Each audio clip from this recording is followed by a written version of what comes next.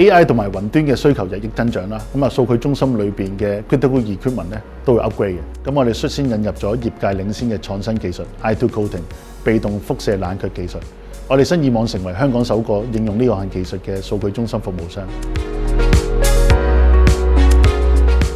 大自然咧，其實係我哋嘅藍圖啦。咁我哋受到咗撒哈拉銀泥獨特嘅毛髮結構啟發，結合咗材料科學、光學同埋熱傳導嘅原理，開發出具有無電製冷技術納米粒子材料嘅創新 I2 coating。I2 coating 唔係簡單嘅塗料升級啦，而係重新定義建築熱能管理，透過材料科學突破，實現冷卻而不耗電嘅本質創新，包含節能認證 Carbon Offset Credit 嘅全方位解決方案。I2 coating 嘅雙95技術包括咗95% 嘅太陽光反射率同埋95% 嘅中紅外輻射率，可以為工業設備提供零能耗嘅降溫方案。從設計到營運啦，咁我哋嘅目標咧係打造綠色嘅數據中心，減少碳排放。咁 I2 coating 咧，咁呢種特殊嘅結構咧，咁具有較高嘅太陽能反射特性。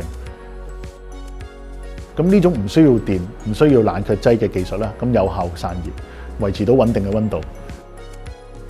咁 I2 coating 咧就好似喺我哋嘅設施外邊啦，着咗一件高科技嘅隔熱外套，形成咗一道綠色嘅屏障。咁呢項技術啦，結合咗智能化、創新、可持續發展嘅三大優勢，咁啊幫助我哋打造更高效、環保嘅數據中心。咁我哋喺3個核心嘅設施嘅發電機組裏邊咧，咁啊應用咗 I2 coating 嘅技術，咁啊總面積達到300平方米，分別位於沙田嘅 Mega 2、粉嶺嘅 Mega 粉嶺、舂坎角嘅 Hong Kong IS1 嘅海南登陸站。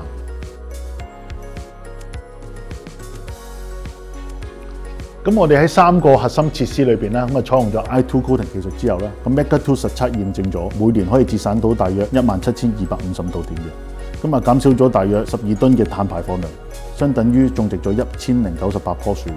咁啊實測結果顯示啦，咁 I2 coating 呢種技術咧，咁啊使到我哋發電機房降低咗2度嘅，打造咗綠色嘅數據中心，邁向可持續嘅未來。